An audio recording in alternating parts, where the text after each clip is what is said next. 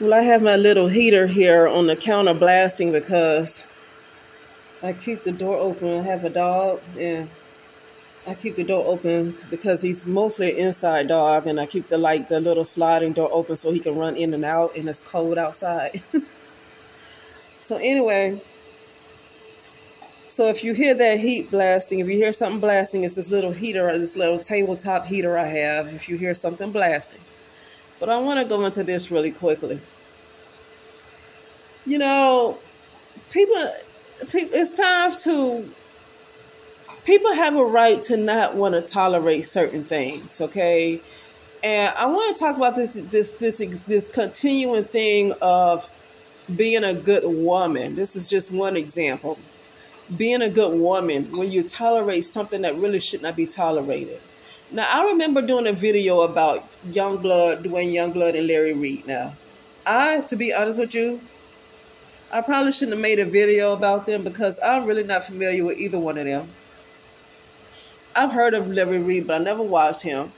And I never heard of Dwayne Youngblood. And so I just heard his story, and he talked about what T.D. Jakes did to him, which I believe that story is true. He was violated by these preachers ever since he was a little teenage boy. And then he grew up doing it to other teenage boys. Okay? So I do believe all this stuff he said about T.D. Jakes. And so I talked about how he talked about he don't wish anything bad upon T.D. Jakes. And just to get this out the way, I was talking about how it's not about wishing something bad upon somebody. If somebody is a predator, they need to be stepped down. He does not need to be a pastor of a church. See, that's the thing I was talking about. It's not about wishing bad upon them. It's not about wishing well for them. And wishing well for somebody is not necessarily always materialistic if they are hurting other folks. And they're in serious danger, and the longer they keep doing stuff and getting away with it, the more danger they are in, especially when they harming somebody else. The more danger they put themselves in, the bigger hole they dig themselves in. So sometimes the best thing for somebody, when you wish somebody the best might not always come as something materialistic. It might come as something that's going to take him off his feet and keep him off the scene for a while. It could just come as sickness, and I don't mean to put that on him, but you never know how things come to turn people around. And that's all I'm going to say about that. But that's not the point of this video. I just wanted to get that out the way because I actually just had to put that little video on private that I did because I did not know Larry Reid enough, and I did not know this Dwayne Youngblood. And so I started, hearing, looking at other things. Somebody came out about Larry Reid, allegedly something. And I was like, oh, Lord, I don't know these people, So I put that video on private. I don't know these people. I want to talk about how you constantly, especially specifically brown women / so-called black women, are considered a good woman when they tolerate things that they should not tolerate. They tolerate things that's quite abusive. And they're called a good woman by their husbands because their husbands did so much psychological abuse, sometimes maybe physical abuse. And the woman kept staying there. And then they called her a good woman. She's a good woman. She's a strong woman. She stayed there. I don't feel like just because somebody stayed there, that means they're strong. And in the case of Dwayne Youngblood, this guy is accused of molesting boys. And I'm not going to judge anybody for the choices they made because I learned, and I am still learning not to judge people because you think you're judging somebody else and you're still judging yourself. They just look like a different individual, but you're really all one. And so when you judge somebody else, regardless of who they are, even if it's T.D. Jakes, even if it's P. Diddy, Jay-Z, Beyonce, if you judge somebody else, you're still judging yourself, and you don't realize you're still talking about yourself. And so I've learned not to judge folks, no matter what I heard that they did. Okay? But I want to say this, though, because sometimes it's not about judging. Sometimes it's about doing what's best for you and doing what's best for your sanity and what's best for your soul and your spirit. okay? And not letting somebody drag you straight to hell. Like, you're not a good woman because you allow somebody to drag you straight to hell. You allow somebody to drag you straight to hell. And because you kept tolerating, now you're a good woman. It's like, and I'm not going to criticize somebody for staying, but I'm not going to criticize them for leaving either. If somebody decides they don't want to take this mess, if somebody decides they can't take that crap, that's not what they signed up for. If I marry somebody and I find out he molested little boys, minor kids, I have a right to divorce him. I mean, even if he cheats with a grown woman over 18 or a grown man over 18, I have a right to leave him because it's not in our vows that we agreed to cheat. But specifically, he's committing a crime. He's raping little boys. Now, like I said, I ain't judging him. When I say it like that, it's not to point my fingers at him. That's not the point I'm making. The point I'm making is I'm tired of black women, so-called black women, getting like constantly getting all these pat on the heads and Scooby snacks, as the women used to say it back in the day, for sticking around with that type of abuse. It is abuse towards her, but then he's committing a crime. He's raping kids. Like, he's raping kids, raping young boys. That's rape. And she's a good woman because she stuck around. And I feel like this, she's not a good woman because she stuck around. I don't know why she stuck around, but I don't like to just call, she's just such a strong, good woman. I don't really care for that because it makes it seem like if she decided to not to put up with him, then that makes her weak. And I don't feel like that. She has a right to leave. You're raping kids. She has a right to leave you when you're raping kids. And even though the person served his time, Dwayne Youngblood served his time, who's to say those desires aren't still there?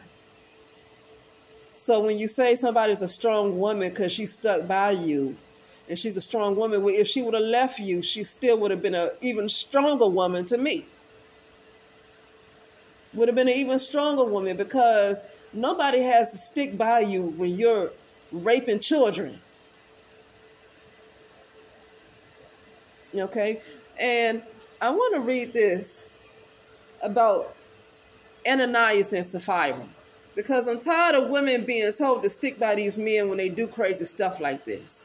And they told to stick by him. That's what I'm saying. You being called a good woman, getting a pat on the back, being a good woman, but you allow this person to drag you straight to hell. Same thing for maybe a man too. That's with a woman like that. Maybe he's the man that sticks around while the woman continues to do all kinds of crazy stuff. So now he allowed her to drag him to hell.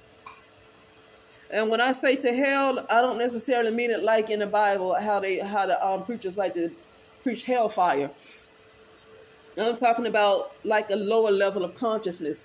When a person like that would drag you only lower. When you connect yourself to a person that commits those kind of acts, I don't care. I've already been there. When you are connected to a person that is not interested in improving self, and they're committing a lot of acts that's just very, very low vibrational, and you're still constantly connected to them, they're only going to drag you down to a lower consciousness.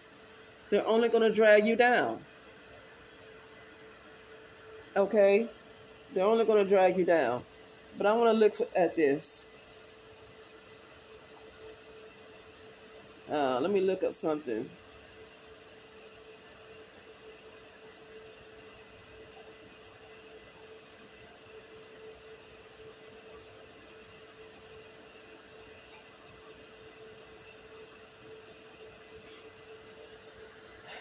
Ananias and Sapphira were a married couple in the early Christian church in Jerusalem who were killed by God after lying to the Holy Spirit about money.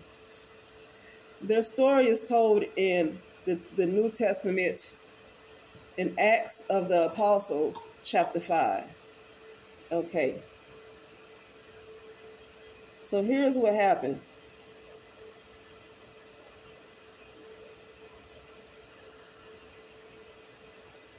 Now I'm going to read it. Acts chapter 5, verses 1 through 11. Okay.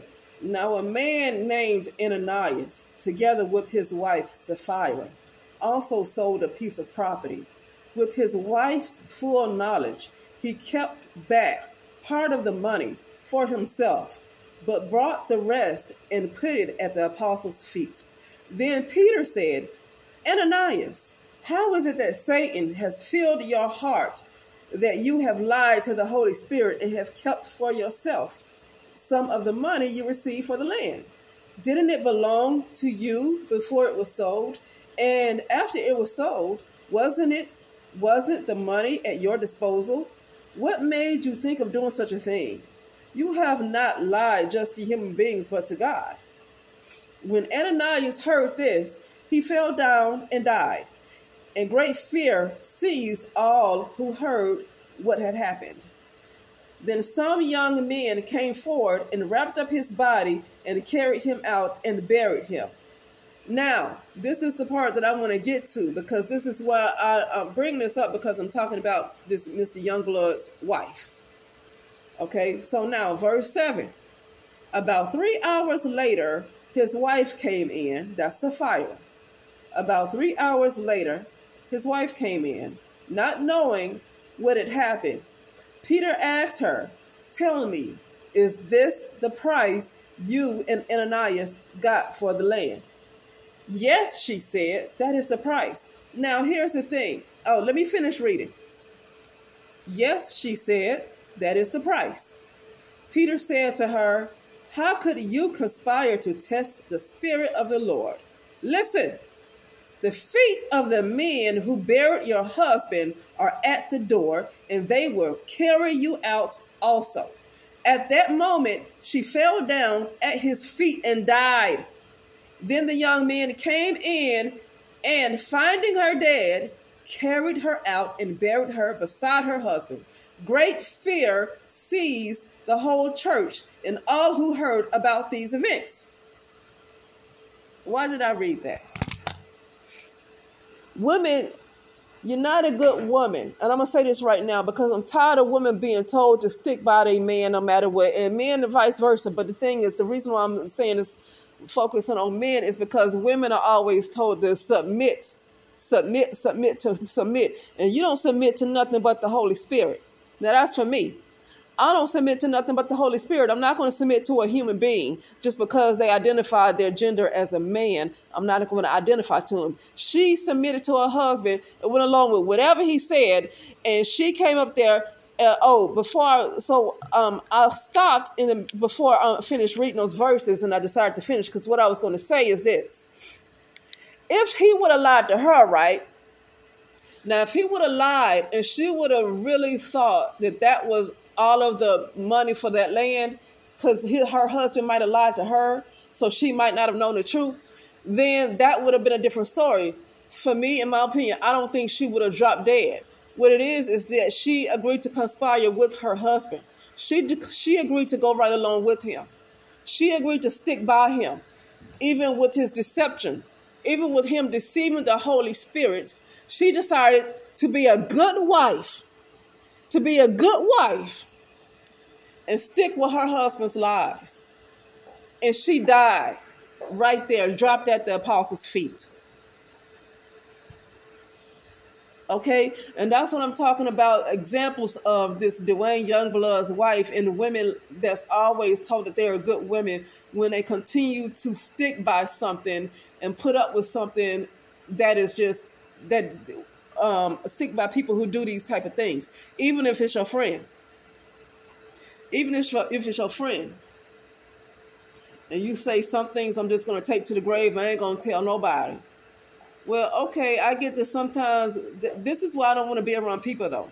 Because I don't want that type of stuff on my lap. Like, I don't want that on me at all. Now, some people don't have a conscience. Some people can say it's not going to be on their conscience because they don't have one anyway, but it doesn't mean that it's not going to stick with them. They think it's not going to stick with them, but it's going to eventually come back around. It might take 20 years, but it's eventually going to make its way back some kind of way. Okay? And people say they don't believe in stuff coming back around because, sometimes it can take more than 5 years to the point where sometimes people just forgot all about it. And they say, oh, ain't nothing happening. Yeah, because it's not happening the way you think it should happen. You know, the way, because it doesn't happen the way people think it should happen, they think nothing is happening. That's not true. I'm going to use an example of Solange. I heard that she's sick. I wonder if she's getting a lot of stuff that was supposed to be meant for Beyonce.